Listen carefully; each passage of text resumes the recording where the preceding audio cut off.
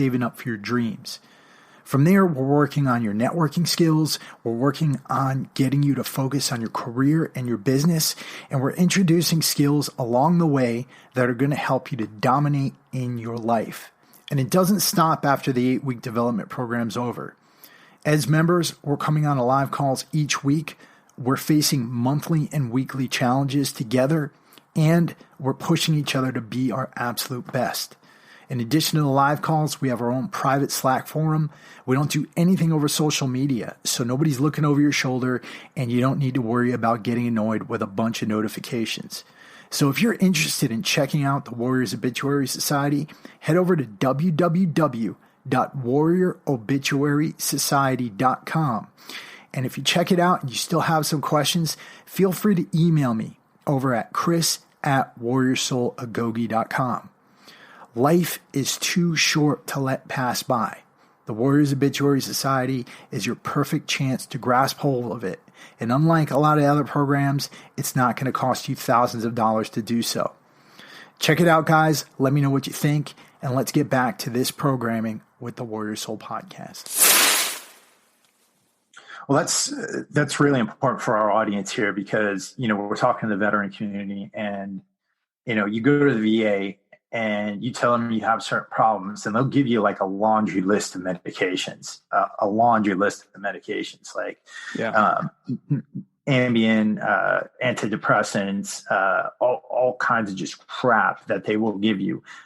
We had a huge problem with painkillers, opiates in the veteran community. And you're right, because, if what the doctor's going to do is they just want to check the box to make sure that they've done their due diligence, right? They're not really looking to heal you. They're looking to help you manage your symptoms so that you can say, oh, the doctor helped me with that. And that's something that we all need to learn to do is to be advocates for our own health, but not just be advocates to the medical community, be advocates to ourselves as well. Take care of ourselves, invest in ourselves, get the requisite exercise, get the requisite nutrition that we need, and do the self-care that it's going to take to hold our bodies together and our minds together through all this shit. Yeah. And the thing is too, when you do all those things, right, that you're talking about, the exercise, the sleep, the nutrition, 9 times out of 10, you can heal yourself of virtually anything. It's like, and if you can't just doing those basic things, there's other things that you can do on top of that to really dive into like what you specifically need, like what specific nutrients you may need, or what specific exercises you may have to do to fix a certain, condition you have or ailment or pain or whatever it is. Like there's different things and different protocols. I believe you can heal 99.9% of anything that comes your way. I don't really think that there's anything, maybe if you're in a wheelchair and you're paralyzed, they can't really do that right now, maybe in 10 years or so with stem cells and things like that. But 99.9% of like cancers, of diabetes, of dementia, even dementia, there's a guy, Dr. Dale Bredesen, who wrote a book on reversing Alzheimer's disease, wrote it like 2 years ago. They're doing incredible things. And the basic protocol for that is like what we're talking about here. It's nutrition is the biggest thing. It's some supplements and it's exercise. Like those 3 things will do incredible things. And then a couple, like I said, specific things to really dive into some of the symptoms and stuff. But you get those basics down and you can basically reverse anything that you're facing, especially things like depression or anxiety or emotional challenges, emotional issues. Like there's really not much you can't overcome. And I've seen some incredible things over the last few years. Yeah, I'll tell you, I suffer from autoimmunity. I have ulcerative colitis. And at different times, that disease has made my life a living hell. And when I first went to the VA for it, they were telling me, well, there is no diet interventions that are going to help you. And I was like, all right. So I just took the medication for a while and it wasn't helping at all. And what made me get into nutrition and what made me really study nutrition was learning a bit more about how inflammation happens and learning a bit more about, the connections between the intestinal tract, the brain, the immune system, and really taking care of your digestion. I mean, there's so many things that I've done outside of medical care that have helped me. And I'm not telling you guys, and I don't think Justin is saying this either, not to go to your doctors. We're neither of us are doctors, but at the same time, make the investments necessary to take care of yourselves.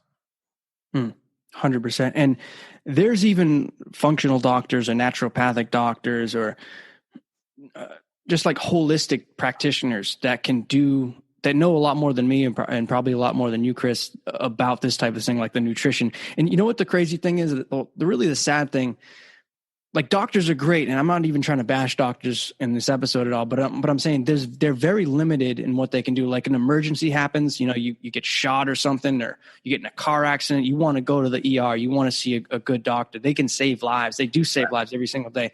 There's incredible doctors out there. But if you're talking about like long-term health, if you're talking about conditions where it's like over time chronic disease pops up or chronic illness pops up or different things like that, they're not actually really good at that stuff. They're good, like you said, at maintaining things and just kind of keeping you above the water so you don't sink, but they're not good at healing things like reversing conditions or curing conditions. Functional medicine doctors, naturopathic doctors, they kind of know more about nutrition and that stuff. But I was going to say the craziest thing about like most doctors, medical doctors, they go to school for all those years. Like they do incredible work in school. They study all kinds of stuff. They know a lot of shit. The sad thing is that they only spend 23.9 hours of contact hours in school, which actually means it comes down to, I did the math, it's literally 1/2 of one class is what they learn in terms of nutrition.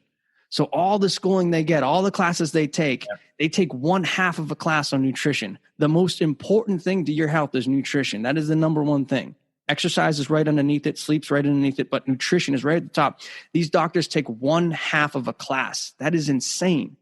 And it's really sad too, if you think about it. Like these doctors could do so much more if they just had the information that they needed and they were taught these different things. Yeah, no, that's nuts. And it's not like, I do believe that a lot of doctors care. My girlfriend, she works in a hospital. She's an RN. She sees it all the time, but what she sees constantly are people who are diabetic, who are coming in and they're just being held together. And it's crazy. The plague of diabetes that's happening in this country. 1 in 4 veterans in the VA system right now has full blown type 2 diabetes. 1 in 4. Right. And that is actually just a window into what's happening nationally. I mean, I don't remember the specific numbers of people who are pre-diabetic who are over the age of 18, but I think it's ridiculous percentage that are. Yeah.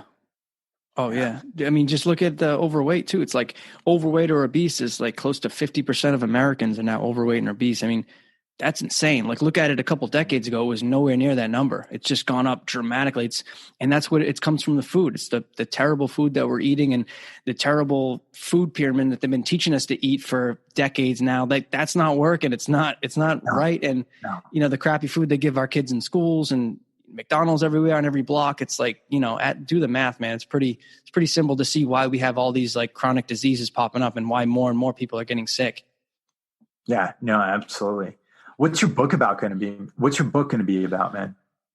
So the book is going to be about overcoming anxiety, depression, and getting confidence there afterwards, like having a confidence in yourself to basically do what, like some of the things we've been talking about, like go out and live the life you want or pursue the business you want, be confident, be successful, and just have the mindset that you can do whatever you want in life, because you really can. If you have the right mind to do the things that you want to do, there's nothing that's going to stop you. Like nothing will stop you. You'll have stumbles, you'll have roadblocks, you'll fall down a bunch of times like we talked about, and it'll be a journey. But as long as you have the right mindset of success, you will have success eventually. It's just a matter of when. And the book really just talks about my journey of having anxiety and depression and going through that for a couple of years and how I pulled myself out of it. And then like each chapter has a section.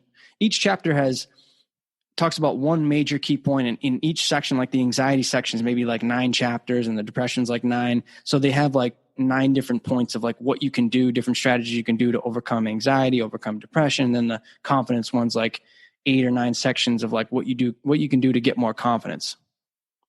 Wow. And so how long have you been working on it? So the crazy thing is I wrote the book. It took me like 2 months to write the book. And it's like, initially it was 140K words. I knocked it down to 110, just editing it and stuff. So It's probably about 400 pages or so. And I'm going to get you a copy too. I promised you a copy before the thing, but it just got a little delayed. But we're working, like right now, we're going to finish up on the cover. The editing's all done. Just kind of putting the last couple pieces together. Should be out in a couple of weeks. Depending on the time of this, though, it will be released in December. But so the book is probably going to be about 400 pages or so. It took me only 2 months to write it, just whipped through it, writing it. The research on it, because there's like 200 citations, like scientific articles and shit like that. That was a little longer. That took a couple extra months. And then I just sat on the book for like a year because I was trying to get a publisher for it. I had a couple agents I work with. It didn't work out well. Long story short, it just kind of, the agent kind of screwed me over. And one of the agents did anyway. And it was kind of my fault anyways. I kind of, I should have seen it coming because it wasn't working out. But I sat on the book for a year. The whole process of putting it together took maybe 4 or 5 months, but I sat on it for a year. And the last like few months I've been putting it together, like touching it up again, getting the last couple edits and stuff like that. So I wrote it in it's 2019. I wrote it in the end of 2017 and it'll be released at the end of 2019. And did you have like a writing schedule? Like, did you like have like just like an outline? You said, all right, I'm going to, like you said before during the product when we were talking about. Yeah. The funny thing is I didn't come up with like the productivity hack that I do every day with the writing it out with the bullets and all that stuff. I probably would have wrote it even faster if I had that, but this was actually before that time. So when I'm doing something I'm just like really into or like super engaged with, I'll just sit there and write for hours. So when I was doing this writing thing, when I was writing the book, I would literally probably write for like 4 or 5 hours at a time, take a like food break, eat some food, go back, write like 3 or 4 hours. And just like, that's how I whipped it out so fast because that was like the main thing I was focusing on at the time. And I'd take, a day off here and there, but it was mostly just like jumping into it. And when I'm doing it, I'm doing it. And it's just like all flowing. I don't like to, limit myself to like say 1,000 words a day and like stop. Cause if I'm going and I'm in the flow of things, I just want to keep going. Right. Right. No, I get that. And you said there's over 200 citations. So was there a lot of like pre-reading and a lot of research beforehand? Did you take a wide reading at first and then get real specific? It was mostly like I've been doing this stuff. I've been teaching it. I've been living it.